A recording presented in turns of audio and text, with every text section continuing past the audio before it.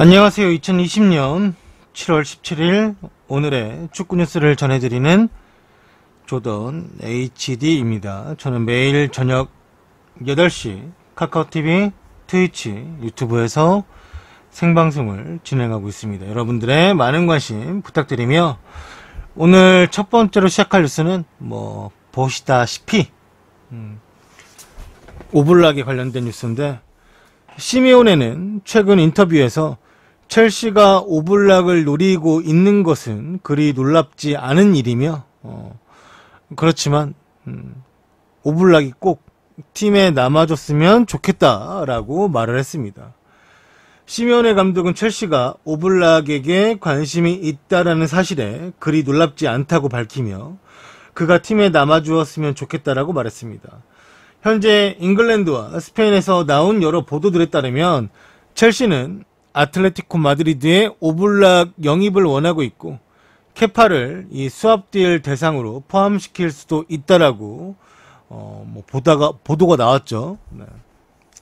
오블락의 계약은 2023년까지이며 지난 4년간 라리가 최고의 골키퍼로 자리매김을 했습니다. 시미오네는 말하길 우리 팀 선수들이 세계 많은 클럽들의 레이더망에 들어가 있는 건 연례 행사이기 때문에 그리 놀랍지 않습니다. 클럽들이 최고의 선수들을 찾는 것은 일반적인 일이고 그런 선수들이 우리 팀에는 많이 있습니다. 지난 시즌에도 많은 선수들이 그런 이유로 팀을 나가거나 팀에 잔류했고 오블락 같은 선수가 많은 관심을 받는 건 당연한 일이라고 생각합니다. 그는 우리의 부주장이며 지난 몇 년간 아주 중요한 선수였다고 말을 하면서도 오블락이 마드리드를 떠나는 일은 케파를 포함하고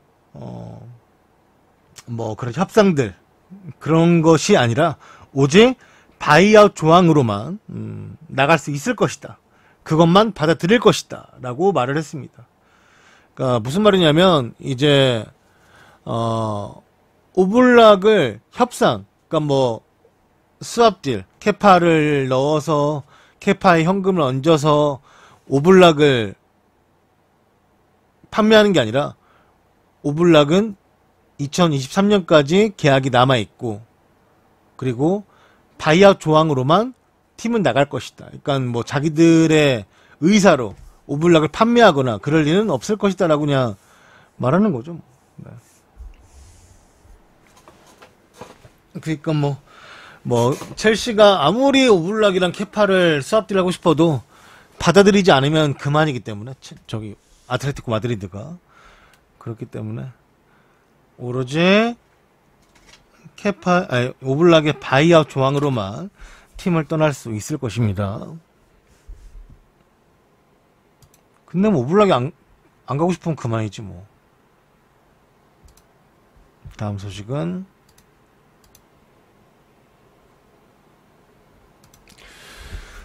도르트문트는 슈얼레와 계약 해지를 하였습니다.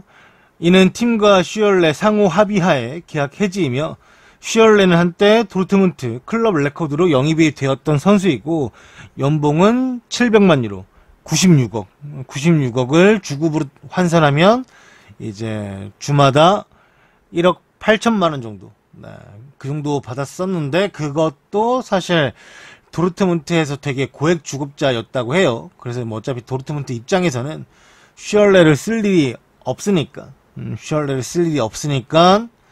이제 상호해지한 거죠. 네.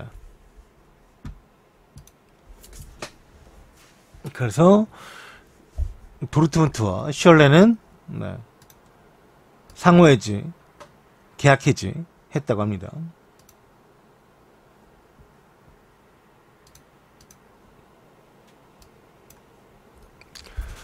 골닷컴 기사에 따르면 발렌시아는 신인 감독을 빠르게 선임한 후에 이강인을 설득에 나설 것이라고 합니다. 새 감독을 구할 발렌시아 구단이 신인 감독을 빠르게 선임한 뒤에 이강인을 설득할 것으로 보입니다.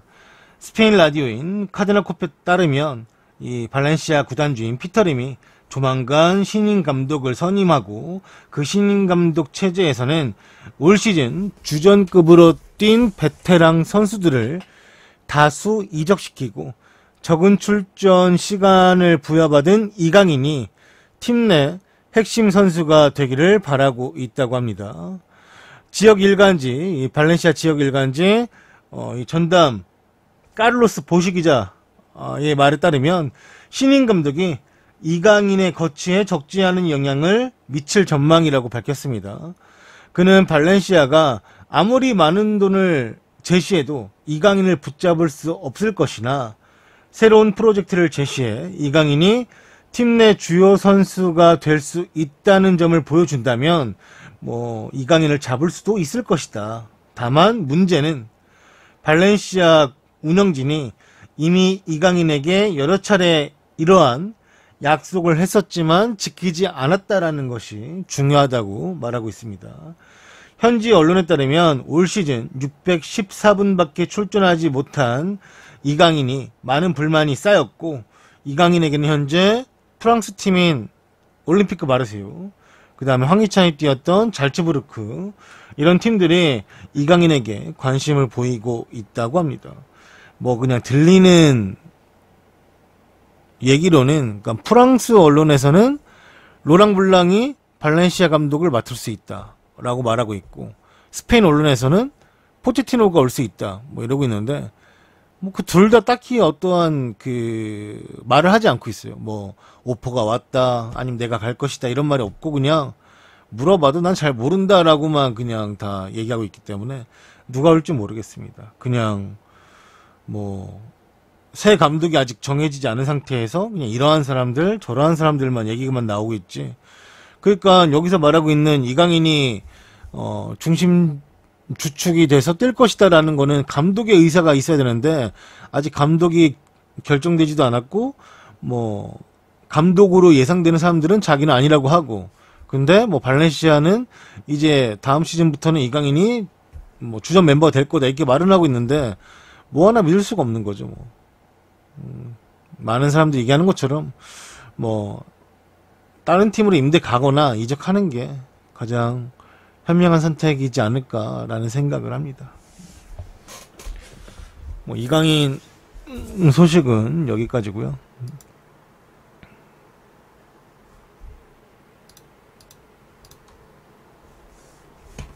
새로운 AC 밀란의 감독이 될 랑닉을 위해 AC밀란이 1억 유로의 이적 자금을 준비한 상태라고 합니다.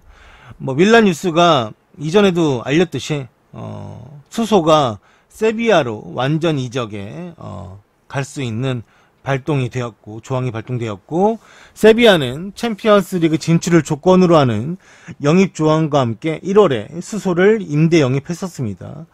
마침내 탑4로 시즌을 마치면서 수소는 세비야로 이적하게 되었습니다. 과거 리버풀에서 밀란이 수소를 데려오면서 밀란은 보상금만 지불했었기 때문에 이번에 이적으로 2,400만 유로 정도를 세이브 시킬 수 있을 것입니다. 그러니까 2,400만 유로 정도를 장부에 남길 수가 있고 칼초 메르카토가 보도한 바에 따르면 밀란이 기본적으로 랑닉에게 7,500만 유로 정도를 지원해 주려고 했었는데 수소가 세비야로 이적하면서 2,400만 유로가 세이브가 되었고 총합 거의 이제 연봉까지 치면은 1억 유로까지 이 랑닉에게 지원해 줄 수 있을 것이라고 합니다. 랑닉이 밀란 감독이 된다라고 한두 해 전부터 얘기가 나왔었는데 결국에는 이제 이번 시즌 끝나고 새로운 시즌이 들어가면 랑닉이 새로운 감독이 되는 것 같고 그래서 랑닉에게 좀 나름 밀란 입장에서는 거액의 지원금을 좀 밀어줄 수 있을 것 같아요. 일단은 시즌이 끝나고 랑닉이 부임해봐야 더 자세한 소식이 나올 것 같습니다.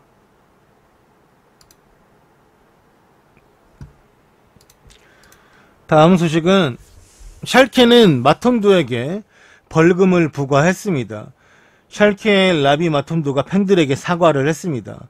그는 개인 훈련에서 도르트문트에서 뛰고 있는 친구, 그러니까 저기 보면은 도르트문트 7번 산추라 써있는데 저 산추의 유니폼을 입은 건 이제 산추가 아니라 이제 샬케 공사에서 뛰고 있는 마톤도라는 선수입니다.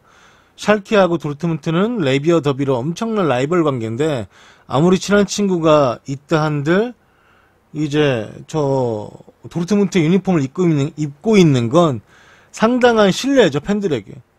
정말 엄청난 라이벌 팀의 유니폼을 입고 있는 거니까요. 하지만 마톤도는 이제 자신의 친한 친구 산초의 유니폼을 입고 있었기 때문에 별 문제가 안 될 거라고 생각했던 것 같아요.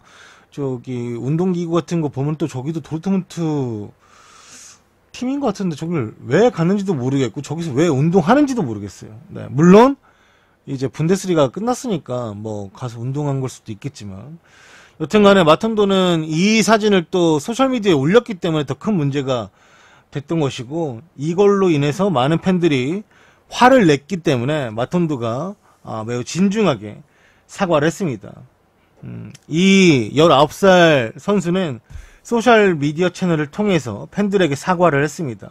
마톤도는 말하길 나는 매우 슬프고 나 자신에게 실망을 했습니다. 나는 샬케와 관련 있는 사람들을 정말 실망시켰고 클럽의 모든 사람들에게 다시 한번 사과를 하고 싶습니다. 하지만 무엇보다 우리 팬들에게 사과를 하고 싶습니다.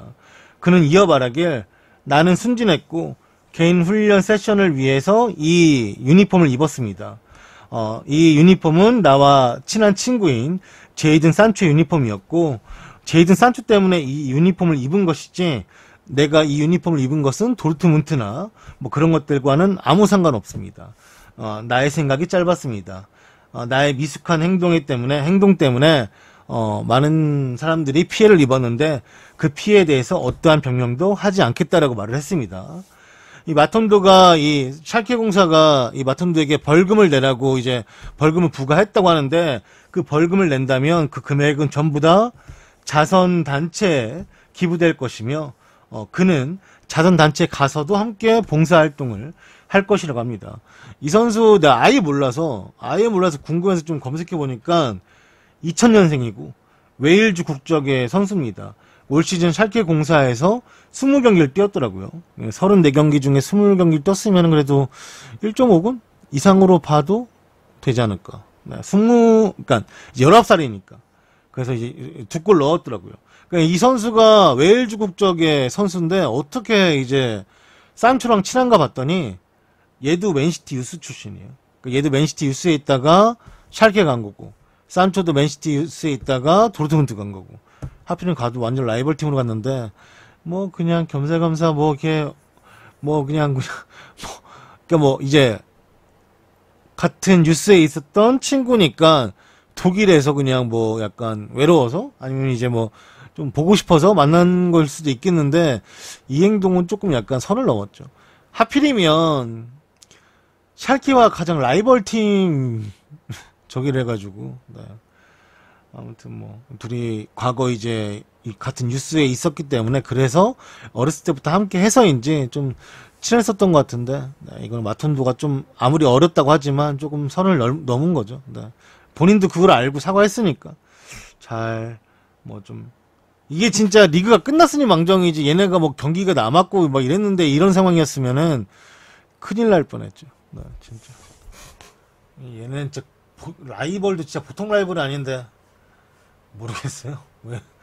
뭐 아직 뭐 자기들이 이제 뭐 아무래도 독일 출신이 아니다 보니까 뭐 이런 거에 대해서 좀 약간 잘 인식을 못했다? 뭐 그렇게밖에 해석을 할 수 없을 것 같아요.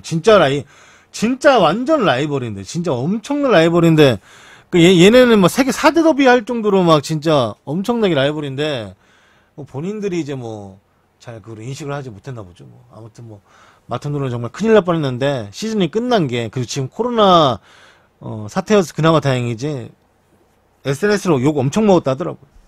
네. 어렸으니까 뭐 어리니까 뭐 한번 실수했다고 한번 봐주는 것 같습니다. 그나마 다행이죠. 뭐 저도 이 기사 덕분은 아니고 그냥 이 기회에 마톤도라는 선수 한번 뭐 스탯도 한번 찾아보게 되었고 플레이도 한번 봤는데 네. 비슷해요. 네. 빠르고 뭐 그런데 아직 경험을 쌓아주려고 하는 것 같아요. 산초는 그 경험을 자기가 잘 이제 녹여내서 정말 완전 초특급 에이스가 되었고, 얘는 이제 뭐 그런 에이스가 되기 위해서 네, 앞으로 나아가는 그럼 선수라고 봐야 될 것 같습니다. 이 선수예요, 이 선수. 네. 지금 아까는 이제 그 도르트문트 유니폼이 싼 축구 입고 있어가지고 잘 안 보였겠지만 지금 외모나 유니폼 입었을 때는 이런 모습입니다. 마턴도라는 선수라고 합니다. 저는 뭐 FM에서 써보지도 않아가지고 잘 모르지만 앞으로 한번 눈여겨 보겠습니다.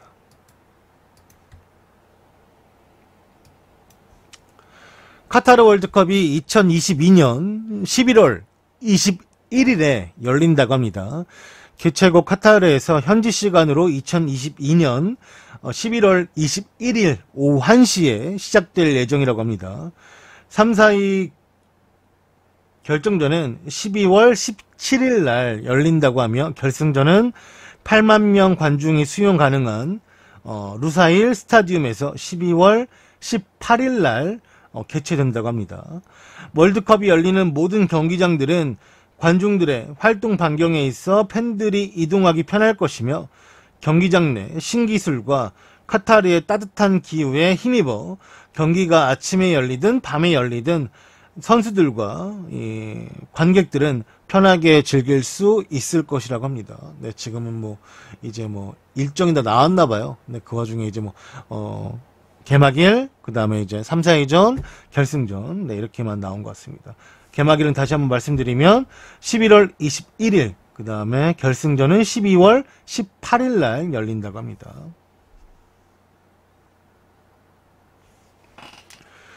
겨울에 월드컵을 하면 우리나라 선수들한테 유리한가요? K리그 끝나니까요. 근데 말씀하신 그 조건이라면 유럽 선수들이 더 유리하지 않을까요?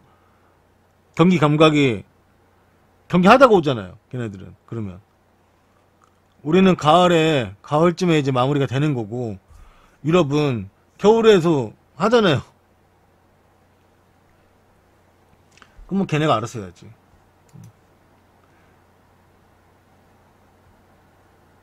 취소될 가능성은 아예 없죠. 지금으로서는 아예 없죠. 어쩔 수가 없죠. 나도 짜증나는데 뭐 어떡하겠어요. 네, 이 피파가 받아들인 걸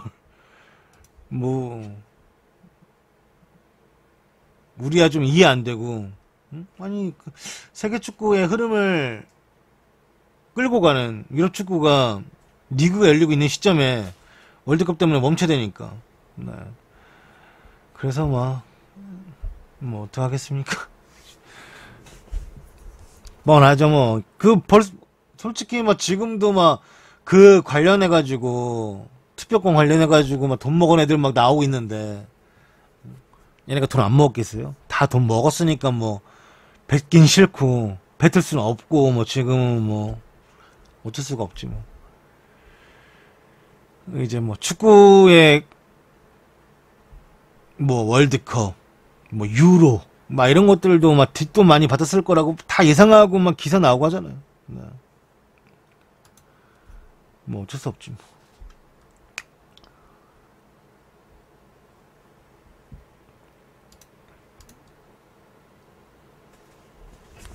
펩은 FFP에 대해서 퍼거슨, 벵거, 클롭, 무리뉴를 저격했습니다. 스포츠 중재 재판소인 CAS의 결론이 나온 날, 무죄라고 결론이 나온 날, 어제죠? 네.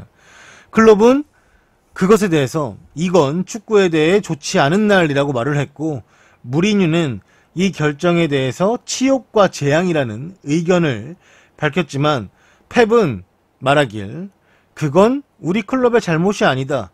UEFA의 실수고 똑바로 사과하라는 FFP에 관련한 맨시티의 입장을 확고히 밝혔습니다.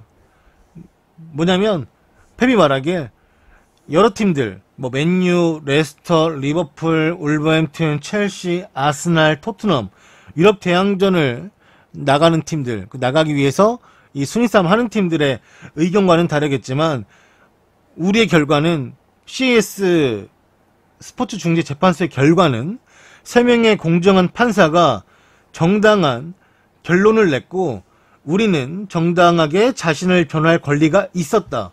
그래서 우리를 변호한 거다 라고 말하면서 맨유와 아스날 케이스를 비교했습니다. 펩이 말하길 우리는 재정적으로 여유가 있었지만 아스날에서 산체스를 쉽게 빼올 수 없었고 마찬가지로 해리 맥과이어를 데려오고 싶었지만 맨유가 가져갔다. 결국 우리가 돈이 있는 만큼 다른 클럽들도 재정적 여유가 있었다. 게다가 그들은 우리가 쓴 돈을 그전부터 쓰고 있었다. 벵거가 그 대표적 인사다. 벵거는 30년 전, 25년 전, 20년 전부터 돈을 많이 썼다. 솔직히 퍼거슨도 많은 금액을 사용했다. 일단 최고의 클럽에 있을 거면 돈을 써야만 한다. 그렇지 않으면 뒤처진다고 말하면서 이번 사건에 대해서 말했습니다. 그러니까 이번에 이제 뭐 벵거에 대해서 말한 거, 특히나 벵거에 대해서 뭐 30년, 25년, 20년 전부터 돈을 많이 썼다라고 말한 것부터 이제 가만히 있던 아스날 팬들이 우리 가만히 있었는데 우리 건드려? 하면서 네가 했던 말에 얼마나 오류가 많은지 알려줄게라고 말하며 이 발언을 들은 아스날 팬이 이 정리해서 댓글을 남겼는데 벵거가 아스날에서 97, 98 시즌부터 01, 02 시즌까지 총 쓴 금액이 1600만 유로인데 이 금액을 예전에 환율을 조정해서 10배라고 쳐도 1억 6천만 유로고 20배를 해도 3억 2천만 유로인데 이 금액을 시즌당으로 나누면 8천만 유로 정도라고 해요. 근데 펩은 시즌당 1억 유로를 넘게 쓰는 사람이 벵거 보고 돈을 많이 썼다. 그 사람도 지속적으로 많이 썼다. 이렇게 벵거를 걸고 넘어지면서 할 말은 아니라고 이제 뭐 분개하면서 네. 아주 이제 화가 난 모습을 봤는데 그렇죠. 이 펩이 뭐 자기가 맨시티 수장이니까 자기를 보호하려는 말을 하는 건 저도 충분히 이해할 수 있습니다. 다만 이거를 누구를 걸고 넘어지면서 그것도 당장 자기 주변에 있는 감독들이 아니라 은퇴한 이전의 감독들이 이전부터 돈을 많이 썼는데 왜 우리한테만 뭐라 하냐라는 식으로 말을 하는 건 사실 좀 치졸한 행동이지 않은가라고 저도 좀 생각을 합니다. 저도 펩을 되게 약간 좋아하는 사람 중에 한 명인데 이번 스포츠중재재판소의 결과에 대해서는 굳이 하지 말아야 될 말을 또 하면서 그리고 다른 팀을 걸고 넘어지는 거는 그 보기가 좋지가 않더라고요.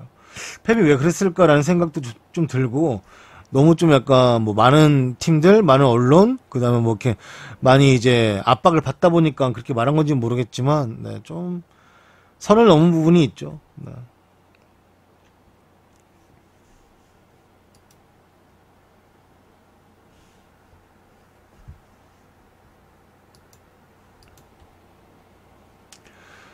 아틀레티코 마드리드의 토마스 파티는 팀과 재계약할 것으로 보입니다. 스페인 아스에 따르면 토마스 파티는 아틀레티코 마드리드와 재계약할 것으로 보이며 아틀레티코 마드리드의 파티의 연봉과 릴리지 조항을 5천만 유로에서 1억 유로로 뭐 늘리고 네. 그 다음에 이제 아스날이 파티에 관해서 강한 관심을 보이고 있지만 최근 몇 년 동안 파티가 팀에서 키플레이어가 되면서 잔류를 결심한 것으로 알려지면서 파티의 계약은 2023년에 만료가 됩니다. 원래 아스날이 관심을 가졌던 것도 그거였죠. 그냥 바이아웃 내겠다. 우리 파티를 정말 원하는데 바이아웃을 내고 데려오겠다라고 말을 했던 거죠. 다음 뉴스는 토트넘에 관련된 뉴스예요. 토트넘의 부상자가 업데이트가 되었습니다. 뭐 로셀소 같은 경우는 원래 지속적으로 사타구니 부상이 있었대요. 그러니까 좀 아팠는데 뭐 무리뉴가 뛰라고 하니까 뛰라는 거지. 그래서 제대로 잘 뭐 치료를 못 받았다고 하고 지금은 좀 치료를 받아야 될 상황으로 빠져가지고 아무래도 뭐 잠깐 뭐 이걸 뭐 검진으로 치료할 게 아니라 한 3주 정도 휴식도 취하고 좀 이제 시즌 끝나고 이 2경기밖에 안 남았잖아요. 그러니까 시즌 끝나고 이제 프리시즌까지 해가지고 그때까지 이제 다 치료하는 걸 해가지고 네 문제를 해결하기에는 시간이 좀 있는데 다행히도 뭐 그렇게 큰 부상은 아니고 좀 이제 뭐 좀 이제 이전부터 살짝 좀 아파왔던 그런 거라, 네. 이거를 부상 치료를 하려고 한다고 하고요.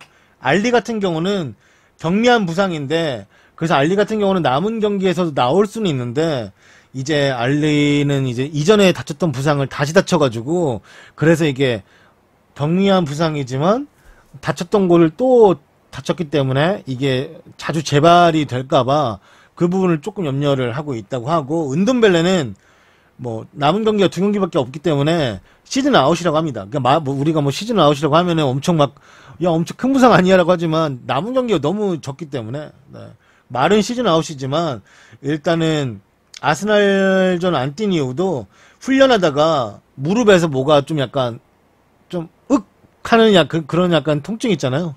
그런 게 있어가지고 아 이거 괜히 남은 경기 치르기 하다가 큰 부상 만들지 말고 잘 지금부터 치료하자 해가지고 아무래도 이제 시즌 아웃으로 지금 통보를 하고 남은 경기는 안 나올 것 같아요. 그래서 지금은 부상자 업데이트가 로셀소, 알리, 은돈벨레. 이 중에 알리는 그래도 남은 경기에서 나올 수도 있는 상황이고 로셀소하고 은돈벨레는 아마 안 나올 겁니다. 네. 이렇게 토트넘의 부상자 업데이트가 되었고,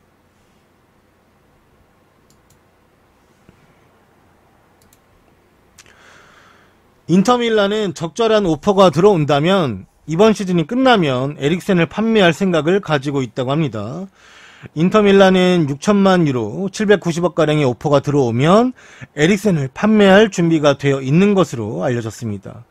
인터밀란은 1월달에 2천만 유로, 그러니까 275억을 지불해서 에릭센을 토트넘에서 데려왔는데 판매하려고 하는 거는 790억, 거의 800억 가까이 이제 판매하려고 하는 거예요. 하지만 아직까지 뭐 에릭센이 많은 기대를 받고 인터밀란으로 왔지만, 네. 여러분들이 잘 아시다시피 에릭센이 인터밀란 가서 잘 해주지는 못하고 있습니다. 뭐 기자들 사이에서 알려진 바로는 콘테는 사실 에릭센을 원했던 게 아니라 오히려 비달을 원했다고 해요. 바르셀로나의 비달을. 그러니까 비달 같은 유형을 원래 예전부터 원했었고, 그래서 걔 누구야? 지금 장수에 있는 그 미드필더 생각이 안 나네, 브라질. 아, 걔라도 데려오려고 했었는데, 걔도 안 되고, 장수가 안 보내줘서. 그래서 에릭센이 온 건데, 걔가 파울리는 광저우지. 장수는 따르는데, 걔가 생각이 안 나네. 아씨. 그래서, 근데 에릭센은 뭐 사실 토트넘 있을 때도 뭐 폼이 떨어져가지고, 얘 가서 잘할 수 있을까 싶었는데, 다 사람들이 예상했던 것만큼 그냥 못했죠. 못하고 있고. 네. 그래서 이제 스포르트 메디아셋에 따르면 인터밀란은 6천만 유로 오퍼가 들어오면 에릭센과 이별할 준비가 되어 있고, 뭐 근데 사실 어떤 정신나간 팀이 에릭센에게 6천만 유로를 주겠어요. 800억을 거의. 그냥 이건 바람이겠지만 뭐 물론 그 금액부터 시작하려고 뭐 말을 한 건지 모르겠지만 여튼간에 좀 네. 그냥 뭐 말씀하신 것처럼 채팅창에 말씀하신 것처럼 지금 에릭센의 표정이나 지금 콘테의 표정이나 서로 이제 다른 생각을 하고 있는 것 같죠? 오늘 저녁 뭐 먹을까 서로. 그쵸? 네. 에릭센은 이제 그래도 소주에 먹으려면 양장피지. 헤비하지 않게. 콘테는 표정이 아이씨 국물 있어야지 짬뽕탕이지.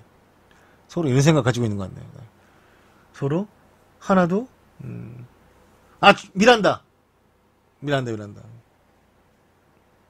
서로 다른 생각을 가지고 있는 것 같아요. 그래서 원래 그때도 막 그 장수에서 걔라도 데려온다 했는데 거의 데려오는가 싶더만, 네, 결국 못 왔죠. 네.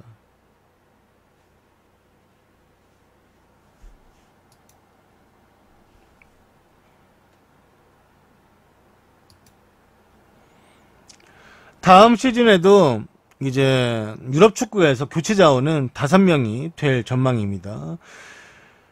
2021년 7월 31일까지 끝나는 대회와 2021년 7월달, 8월달에 열리는 국제대회들이 많잖아요. 그 대회들까지 모두 5명의 교체 규칙을 허용한다고 하며 이 개정의 주된 이유는 다음과 같습니다. 2020년 재개된 일부 대회들은 다음 시즌을 앞두고 회복과 준비 기간이 평소보다 짧기 때문에 그리고 2020-21 시즌은 늦은 개막으로 인해서 압축된 일정을 또 소화하게 될 것이며, 압축된 일정이라는 것은 이제 좀 따박따박 붙어있는 이제 뭐 리그 일정을 말하는 거겠죠. 그리고 주요 국제 대회로 인해서 평소보다 또 늦게 종료할 수가 없기 때문에 이제 좀 선수를 뭐 지킨다라는 명목하에 이 5명의 교체, 그리고 5명까지 교체를 할 수 있다고 하더라도 지금처럼 똑같이 여전히 각 팀의 교체 기회는 3번만 주어집니다. 다만 하프타임에, 그러니까 이제 그런 게 있잖아요. 우리가 하프타임 전반전 끝났을 때 우리 교체할게요. 하프타임에 교체하는 것은 3번의 교체 기회와 별도로 주어진다고 하니까, 만약에 하프타임에 전반전만 끝나고 누굴 교체한다고 했을 때는 사실 그것까지 다 포함하면 4번이지만 그래도 이제 각 팀의 교체 기회의 정당한 기회는, 플레이 타임 때의 기회는 3번입니다. 지금과 똑같아요. 우리도 5명 해야 되는 거 아니냐고? 또 우리는 우리 나름대로 하는 거지 뭐. 꼭 유로축구를 따라갈 필요는 없으니까.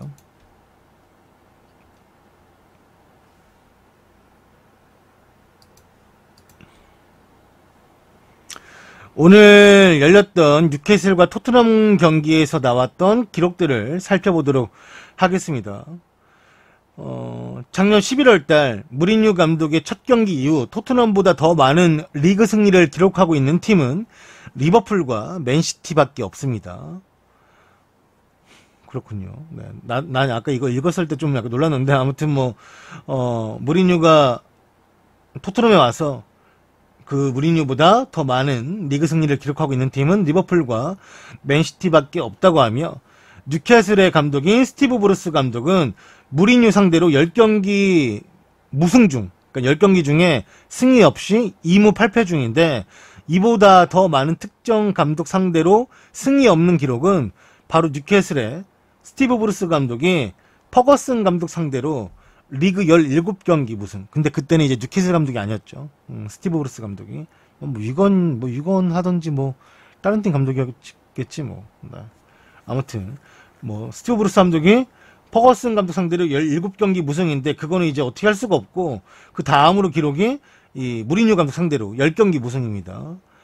뉴캐슬은 이번 단일 리그 경기 최다인 22개의 슈팅을 기록했는데, 이는 2018년 10월 달에 브라이튼전에서 7개의 슈팅을 한 이후 패했던 경기 이후 최다 슈팅이라고 합니다.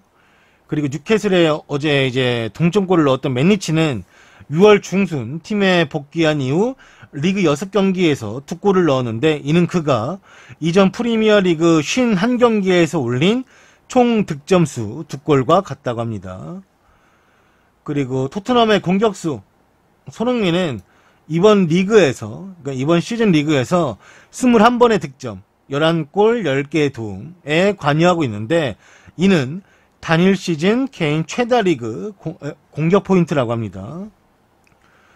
그리고 해리케인은 이날 선발 출장한 양팀 모두 필드 플레이어들 중에서 가장 적은 28번의 볼 터치를 기록했으며, 그러나 2번의 멀티 득점을 올렸고, 오늘 열렸던 경기에서 멀티 득점을 올리면서 해리케인은 개인 통산 200번째와 201번째 골을 기록했습니다.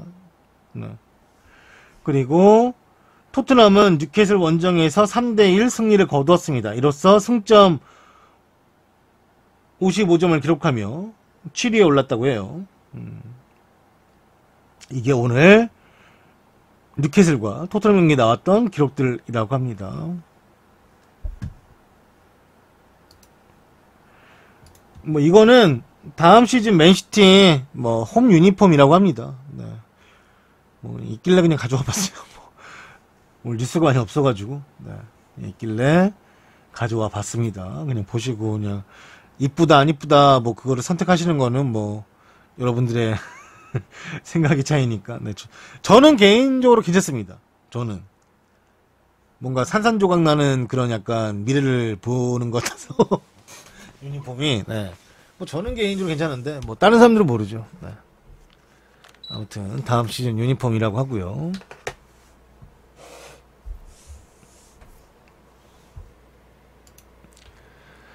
사실 이 기사는 제가 안 가져오고 싶었는데 또 궁금해 하시고 자꾸 물어보셔가지고 근데 저도 잘 몰라요. 모르는데 그냥 이제 저는 지금도 김민재가 토트넘 간다 이 거에 대해서 사실 진짜 1부터 10까지 어느 정도 기대할 수 있냐, 어느 정도 뭐 나보고 기대하고 있냐라고 하시면 저는 진심으로 2 정도입니다. 2. 그것도 1에서 올라간 거예요. 왜냐면 1에서 김민재가 토트넘 간다 했을 때 그래 뭐 기사 나왔으니까 1이다 라고 했고, 그 다음에 뭐 한준 기자가 자꾸 이거를 뭐 말하니까 뭐 내 입장에서는 나는 한준 기자에 대해서 많이 뭐랄까 이전부터 제가 이제 해외축구 보면서 한준 기자가 말했던 뭐 이적설 그런 거에 이제 신뢰도를 바탕으로 했을 때 뭐 구라쟁이야 뭐 이게 아니라 그냥 그 사람 입에서 나왔을 때 잘 이제 이루어진 게 없다 보니까 그래서 뭐 좀 내가 이제 신뢰도를 많이 못 얻는 거니까. 그래도 뭐 그분이 또 아는 뭐 에이전트도 있을 수도 있고 아는 중국 쪽에 뭐 기자들이 있을 수도 있고 하다 보니까 그래서 이제 여기까지 올라간 거예요. 무시하지 않으려고. 그리고 실제로 갈 수도 있으니까. 네. 근데 해외에서 유럽에서 나온 기사들은 죄다 KBS 피셜이야. 그럼 KBS는 또 어디서 가져온 거며 중국 애들은 또 이게 아니래.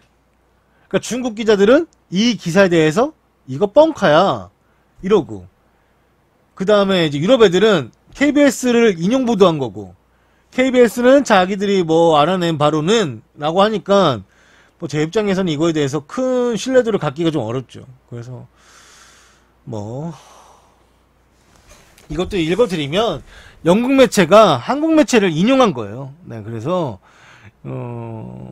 이건 해외 기사긴 하지만 한국 매체 인용한 거니까 뭐 한국 기사와 다름없죠.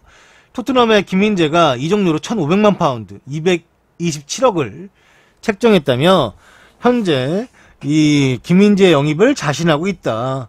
김민재 영입은 열흘 안에 결론이 날 것이다. 라고 전했다고 합니다. 알려진 바로는 토트넘이 1200만 유로, 160억의 이적료를 베이징 고안에 제시했는데 베이징은 어림없지 김민재 데려가려면 1700만 유로, 230억을 줬으면 좋겠어. 70억 가량의 뭐 지금 약간 서로의 이견차가 있는 거예요. 하지만 매체는 여러 언론이 토트넘이 정한 이적료는 실제로 그보다 많은 1,500만 파운드라며, 그러니까 이 말은 이제 베이징 고안이 230억을 불렀는데 토트넘도 김민재 들어오려면 1,500만 파운드 더 줘야지 라고 이제 생각하고 그 베이징 고안이 원하는 1,700만 유로 230억에 근접한 수준이라고 말을 하면서 이제 뭐 기사도 떴는데 모르겠어요. 네. 저는 김민재를 좋아하기 때문에 매번 말하지만 저는 무조건 유럽 갔으면 좋겠어요. 왜냐면 제가 김민재를 그러니까 막 그런 거 있잖아요. 제가 뭐 축구 전문가는 아니죠. 저도 여러분들과 같은 그냥 축구 좋아하는 사람일 뿐인데 제가 여러분들도 많이 봤을 거 아니에요. 이전부터 뭐 이제 뭐 우리가 박지성, 그 다음에 손흥민, 지금으로 치면은 뭐 이전으로 치면은 뭐 잘 안 됐던 이천수나 그 사람들을 우리가 쭉 보면서 이 선수는 왜 이래서 안 됐고 이 선수는 뭐 때문에 이렇게 잘 됐고 막 이런 걸 우리가 그래도 가늠하잖아요. 가늠했을 때 뭐 박지성은 정신력이 좋았고 그 다음에 이제 뭐 자기가 할 역할에 대해서 큰 불만이 없었고 그거에 대해서 충실히 이행했고 손흥민은 또 능력이 좋고 막 박성이 능력이 없다는 게 아니라 박지성은 이제 퍼거슨의 이제 뭐 출전 기회에 따라서 이제 자기가 더 보여주고 싶어도 보여줄 수 없던 상황이 있었다면 손흥민은 이제 엄청난 감독들의 신뢰를 바탕으로 뛰고 있는 거잖아요. 이 정도로 우리가 유럽에서 주전을 뛰면서 공격 포인트도 많이 올리고 하는 선수를 사실 처음 보잖아요. 나는 원래 이전에 이게 이천수가 될 거라 생각했지만 이천수는 뭐 주변에 뭐 사기꾼 아니면 본인이 제대로 관리하지 못한 뭐 그런 것도 있을 테고. 근데 김민재는 왜 갔으면 하는 제가 마음이 있냐면 이 선수는 마인드도 물론 다 마인드 좋았겠지. 근데 이 선수는 마인드도 제가 막 보기에는 좀 약간 범인이야. 범상치 않아. 범인이라고 말하고 범상치 않대. 아무튼 범상치 않아. 그리고 제가 제일 기대하는 결혼을 했어요. 결혼을 하고 이제 해외를 간다라는 것은 본인이 좀 더 밖으로 딴 눈을 팔 수도 있는 걸 잡아줄 수 있는 사람이 바로 옆에 있다라는 것이죠.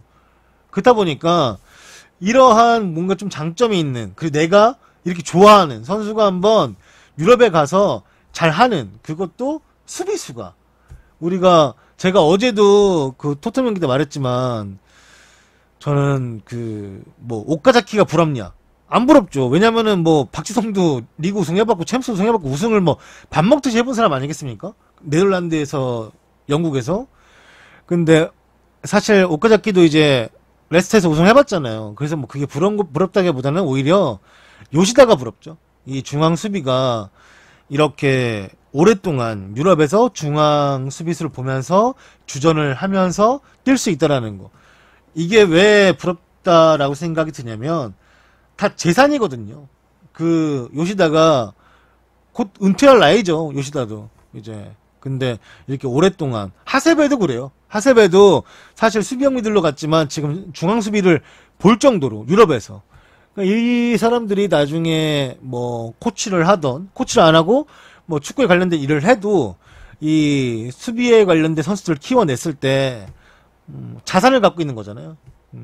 그렇다 보니까 많이 부럽더라고요. 뭐 홍정호를 미워한다기보다 홍정호는 자기의 살 길을 찾아 나선 거고, 뭐 김민재도 자기의 살 길을 찾아 나서서 이제 뭐 중국에 갔다가 지금은 이제 기회가 온 것 같으니까 꼭 유럽에 가서 자기의 능력을 펼쳐 보였으면 좋겠습니다. 이런 자산이 김민재 나중에 뭐 코칭을 하던 아니면은 뭐 축에 관련된 일을 하던 아니면 그거 관련된 일을 안 해도 뭐 어떻게 했든 간에 좀 도움이 될 수 있다고 생각해요. 그래서 이 김민재 선수가 꼭 유럽에 가서 뛰는 거를 좀 보면서 나도 응원도 하고 나도 직접 눈으로 보고, 포지션이 다르니까. 이 수비가 이제 유럽 가는 거랑 공격수가 유럽 가는 거랑은 이제 우리가 봤던 게 좀 많이 다르니까. 그것도 수비수도 이제 뭐 풀백이 아니라 중앙 센터백이니까 좀 더 많이 기대하는 게 있는 거죠. 네. 여튼간에 좀 김민재 선수가 저는 좀 개인적으로 갔으면 좋겠고, 그게 뭐 토트넘이면 금상첨화죠. 네. 금상첨화죠. 손흥민이랑 같이 뛰면서 뭐 이렇게 뭐 골도 같이 넣고 좋아하는 것도 보고 하는 거 보면 얼마나 좋겠어요. 이제 우리가 유럽에서 수비수하고 공격수가 같이 뛰면서 뭐 좋아하는 모습 봤던 거는 사실 뭐 몇몇 팀이 있었죠. 뭐 아우크스부르크도 있었고, 그 다음에 셀틱, 그 다음에 아인토벤, 네 이렇게 있었으니까. 근데 뭐 좀 빅클럽이라고 할 수 있는 클럽, 빅리그에서는 아우크스부르크가 뭐 독일도 빅리그니까. 근데 이제 아우크스부르크는 우리가 조금 좀 거리를 뒀던 팀이잖아요. 보고 잘 챙겨봤던 팀은 아니니까. 우리가 보통 빅리그라고 하면 사실 우리가 빅4라고 말을 하지만, 뭐 저는 그래요.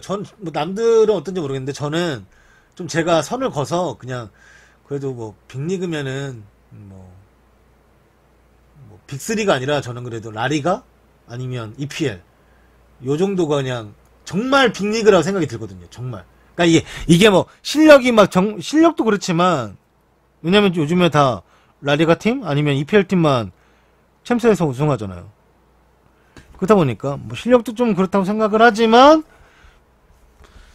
하긴 뭐 분데스 미넨이나 뭐 세리아 유벤투스도 당연히 뭐 좋은 클럽인데, 관심도나 그냥 우리가 이제 뭐 많이 보는 클럽을 리그를 따졌을 때 한정해서 이제 뭐 이제 라리가하고 EPL만 말했는데, 아무튼 이 토트넘에 같이 뛰면 얼마나 재밌겠습니까?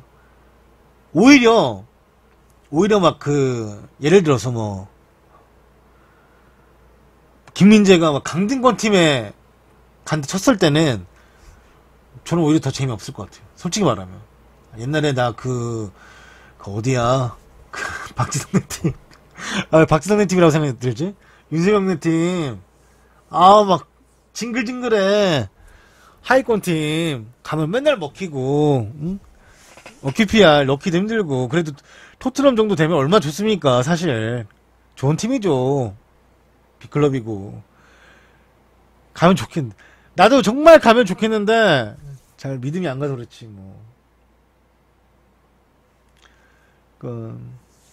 사실 QPR에 비하면 말씀하신 풀럼은 선녀야 진짜.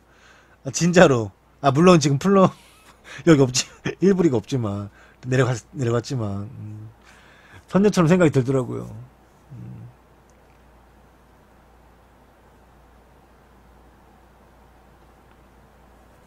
그렇지 않아요? 오늘 아까 초봉 얘기하더라고. 근데 제가 이제 뉴스 하다가 초봉 얘기 갑자기 할 수가 없어가지고 저는 물 말아 먹었습니다. 네. 제가 요즘 성격이 되게 비관적으로 바뀐 것 같아요. 좀 뭔가 걱정도 많아지고, 그래서, 이렇게 뭐, 나에 대한 비관은 아닌데, 막 이렇게 살아도 되나? 막 그런 거 있잖아요. 여러분들도 다 살면서 그런 생각 하지 않으세요? 막, 내 친구들에 비해서. 그런 생각 안 하면 되는데, 또 안 하게 되나? 살다 보면은 막, 얘는 이렇게 잘 사는 것 같고, 쟤도 저렇게 잘 사는 것 같고, 나만 이렇게 사는 것 같고 하면서 막, 그래도 아저씨 목소리 텐션 올라가 있는 것처럼 보이려고 하는 거죠. 네. 왜냐면은 내가 내 방송을 사실 모니터링 하지는 않아요. 그냥 목소리 정도만 확인하는데 내가 들어도 너무 재수없더라고. 너무 미안하더라고, 내가. 사실 내가 이렇게 뭐 여성 방송자여서 축구를 좋아하면 여러분들도 그래 얘 뭘 알겠어 하면서 이렇게 볼 거 아니에요. 근데 그것도 아니고 맨날 잘난 척 하면서, 목소리는 다 죽어가고 이렇게 하는 거 보니까 내가 봐도 재수가 없어가지고, 좀 목소리를 이렇게 털어 올렸죠. 한 템포. 그래서 이제, 아까도, 지금, 오늘은 뭐 좀 빠르게 진행하는 거냐고 말하는데, 내가 한번 목소리 텐션을 올리면, 이제, 중간에 멈추면 낮아지더라고요. 나도 모르게. 그래서 그냥 안 멈추려고 한 거예요. 뭐 무시하려고 한 게 아니라. 내가 봐도 재수가 없더라고. 내가 들어도 듣기 싫고, 그래서 좀 들으시는 분들이라도 뭐 한 텐션 올라가 있는 목소리 들으시면 좀 나으니까. 그래서, 요즘은 잘 모르겠습니다. 진짜. 잘 하고 있는지도 모르겠고. 그러니까 며칠 전에 어떤 분이 되게 진지하게 장문에 풀친을 보내주셨어요. 어떤 내용이냐면, 조선님 요즘에 힘도 없어 보이고 좀 몸도 많이 안 좋아 보이고, 이제 뭐 놀리는 게 아니라 나이가 있으니까 이 텐션을 쭉 유지하는 게 중요하다고 이제 뭐 중요한 얘기 해주시더라고요. 근데 보면서 그것도 어렵더라고. 이분들이 이렇게 느끼시는데 내가 이거 유지하는데도 어려워하는 것도 사실 좀 죄송하기도 하고. 그래서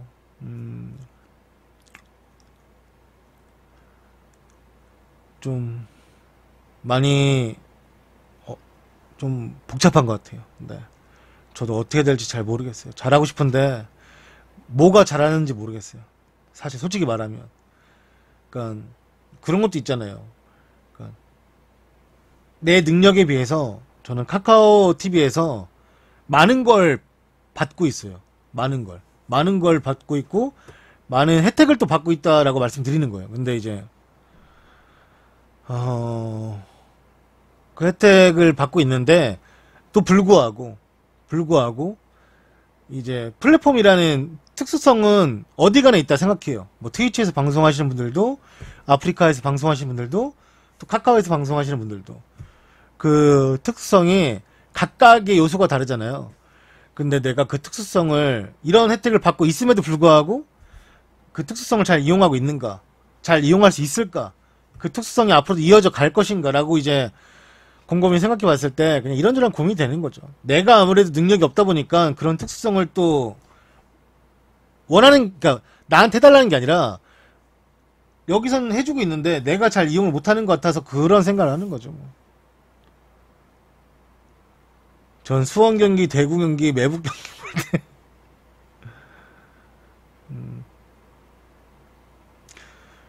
그치. 그니까, 말씀하신 것도 맞아요. 얼굴 공개하고 방송하면, 뭐, 이렇게 좀 더 뭐가, 상승세를 탈 수도 있다, 뭐 이런 말씀도 해주시고, 그런 걸 녹화하면 유튜브에도 올릴 수 있지 않은가라고 말씀해 주시는데, 제가 그런 분들에게 이렇게 뭐라 하는 게 아니라, 저희 아버님이 진짜 엄청 보수적이세요. 네. 저희 아버님이 진짜, 그니까, 이 일을 하는지도 모르고, 아직도 그냥 옛날 회사 다니는 줄 아세요. 근데, 어떻게든 들어가겠지. 나는 얼굴을 가리고 이렇게 방송하는데도 내 친구들이 나를 알아보는데, 응? 얼굴을 당연히 공개하면 부모님이 아는 거는 금방이라 생각해요. 근데 이제 내가 솔직히 말해서 얼굴 공개해서 뭐가 좀 이렇게 아버지 제가 이렇게 공개하고 이 일을 하는데 이전 회사 다닐 때보다 수익이 좋고 그래서 이 일이 적성에도 맞고 잘 되고 있어라고 말할 수 있으면 사실 그런 용기를 내겠어요. 근데 사실 그럴 용기도 없고 솔직히 말하면 그리고 그렇지도 않고 해서 저한테는 좀 약간 고민이죠. 그러니까 내가 잘하면 되는 거예요. 한마디로 여러분들이 더 해줘야 될 것도 없고 내가 열심히 잘하면 누가 더 챙겨볼 테가 할 텐데 내가 못하기 때문에 그런 거를 내가 지금 그래서 고민하는 거예요. 그래서 따지고 보면은 나는 축구에 관련된 아무런 사람도 아니에요. 그냥 수원 나부랭이 수원 같은 그지 같은 팀 좋아하는 팬일 뿐이에요. 근데 이제 뭐랄까 그냥 그것보다 좀 더 축구를 좀 가까이 보고 싶고 함께 보고 싶으니까 다니던 회사 그만두고 방송을 했던 건데 사실 아버지가 알면 얼마나 대노하실지 눈에 선하기 때문에 그것도 솔직히 무섭고 네. 창피한 건 절대 아니에요. 근데 창피했으면은 안 했을 거예요. 나는 이 세상에 어차피 거짓말을 할 수 있는 거 없다고 생각하기 때문에 그래서 언젠가 분이도 알 수 있을 거라 생각을 하는데 잘 모르겠어요. 네, 좀 내가 나한테 자신감이 좀 없나 봐요. 네. 좀 더 열심히 해야 되는데 제가 또 열심히 해야죠. 네, 그래서 하하 녀석들님이 100개를 후원하였습니다. 감사합니다. 하하 녀석들님 고맙습니다. 후원 너무 감사합니다. 고마워요. 진짜 이것도 다 신경 써주는 거거든요. 내가 항상 말하지만 저도 어디 가서 100원 하나 손해보면은 이거 왜 100원 안 줬냐고 이렇게 말하는데 여러분들도 저한테 100개 쿠키 10,000원이에요. 10개 쿠키 1,000원이고 1개 쿠키 100원이라고. 남의 주머니에서 100원 하나 빼는 거 쉬운 거 아니고 그 주시는 마음 다 똑같은 마음이에요. 나 잘 됐으면 좋겠다. 그래 너 힘내라 이렇게 주시는 거니까. 그래서 내가 잘해야 되는데 조금 어려운 것 같아요. 네, 진짜.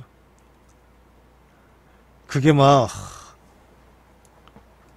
그래서 지금은 일단 요 며칠 계속 제가 이제 계속 방송하잖아요. 그러니까 방송은 매일 하는데 방송도 하고 뉴스 하잖아요. 그 이유가 좀 열심히 해보려고. 열심히 하다 보면 그런 거 있잖아요. 하다 보면은 뭐가 좀 이것저것 하다 보면은 얻어 걸린다든지 그런 것도 있을 수 있잖아요. 사람이 하다 보면은. 그래서 열심히 해보려고 하는데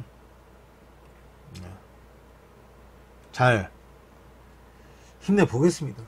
항상 여러분들이 풀친으로나 아니면 이렇게 채팅으로나 좋은 말씀 해주시고 아니면 유튜브 댓글로나 항상 응원해 주셔가지고 감사하게 생각합니다. 네.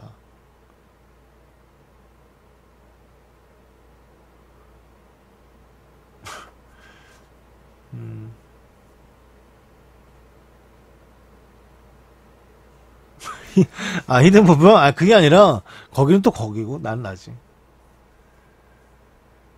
무튼 오늘에서 내일로 넘어가는 새벽 2시에 4시에 또 중계 있잖아요. 중요한 경기들만 있어요. 오늘은 또 레스터하고 셰필드 그리고 크펠 대 맨유 다들 이제 유럽 대항전을 노리는 팀들의 경기가 있기 때문에 그 경기 또 중계하려면 네, 또 길게 또 제가 방송할 수가 없긴 해요. 네. 그래도 이것도 감사한 거예요. 내가 어디 가서 이렇게 하소연도 못해요. 저 이거 하는 거 여러분들밖에 모르잖아요. 내 친구들도 아는 친구들 있지만 내가 비밀로 해달라 했고, 그래서 그 친구들한테도 말을 못하는데, 하물며 내 친구는 뭘 하냐면, 그러니까 그 친구도 날 무시하려고 하는 건 아니고 그런 거지. 그 친구가 나한테 뭐라 했냐면, 야 어차피 그거 뭐 옛날 그거 경기 중계하는 재방송 하는 거 아니야? 이렇게 하더라고. 근데 이제 뭐 그 친구가 이제 뭐 이쪽 생태계를 모르니까 이제 무시하려고 했던 건 아니고 그냥 그렇게 말한 거지. 친한 친구니까. 그래서 좀 뭐, 야 그거 아니야. 그 뭐 생방송밖에 못해. 재방송 못해. 이렇게 말을 해줬죠. 그러니까 뭐 그러냐고 하는데 뭐 다른 사람도 모르지. 근데 이제 뭐 그러니까 자기 일이 아니니까. 나도 그 친구 일에 대해서 잘 모르면 뭐 이렇게 뭐 그렇게 말할 수도 있잖아요. 그래서 뭐 잘 얘기해줬는데 뭐 잘해야죠. 네.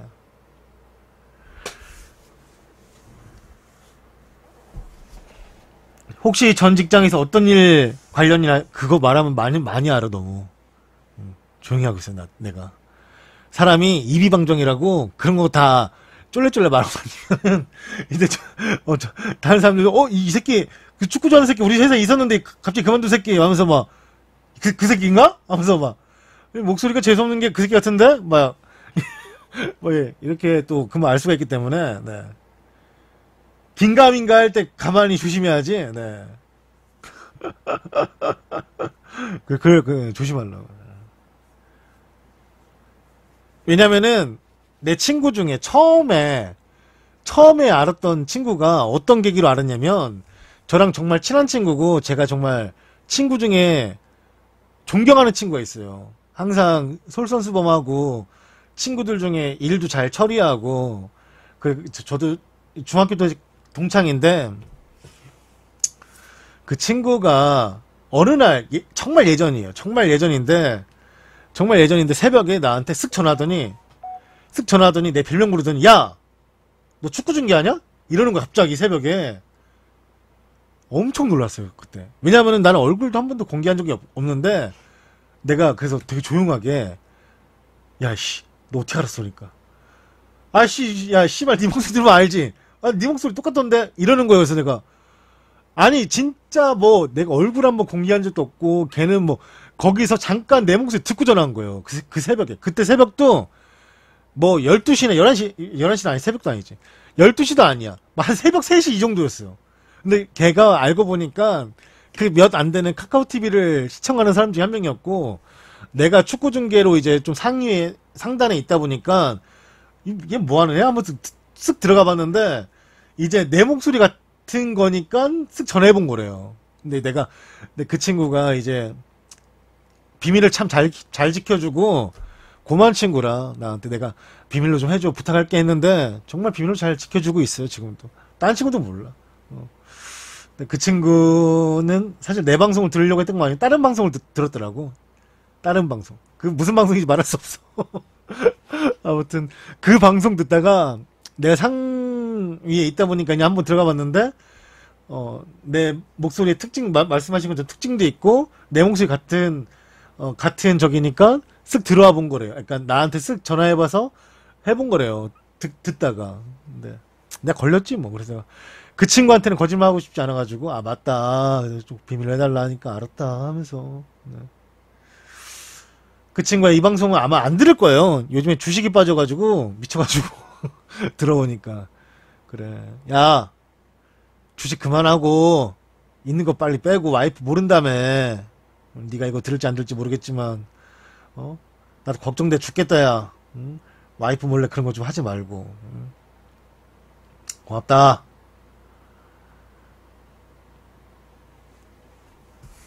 저는 그러니까 누누이 말하지만 저는 이제 제 컨텐츠가 없는 사람이에요. 여러분들은 왜 조던이 컨텐츠가 없어? 축구가 컨텐츠라고 하잖아. 이렇게 말씀하실 수 있는데 저는 카카오에서 중계해주는 영상을 틀고 여러분들과 그냥 재밌게 보려는 사람이지 그래서 쉽게 따지면 카카오가 중계를 안 하면 저는 또 딴 데로 갈 수밖에 없는 사람이잖아요. 어쩔 수 없이. 내 능력이 안 되니까. 그게 내 능력이 안 되는 거예요. 내가 능력이 됐으면 이게 안 돼도 뭐를 하고 물론 저는 만약에 중계가 안 돼도 축구 뉴스는 여기서 할 건데 뭐 그래도 아무튼 뭐 저기 그만하자. 신세 타령. 왜냐면 나만 힘든 게 아니라 여러분 다 힘들기 때문에 네 그만해야지. 이거 받아준다고 눈치 없이 하루 종일 얘기할 것도 아니고 미안합니다. 네, 죄송합니다 진짜. 죄송합니다. 네. 제가 요즘에 진짜 이거를 고민만 갖고 있다가 한마디도 하지 못해가지고 말문트이니까 무슨 씨 브레이크가 없네. 네, 죄송하고요. 여기까지만 방송하고 녹화도 여기까지만 하도록 하겠습니다. 항상 신경 써주셔서 감사합니다. 네.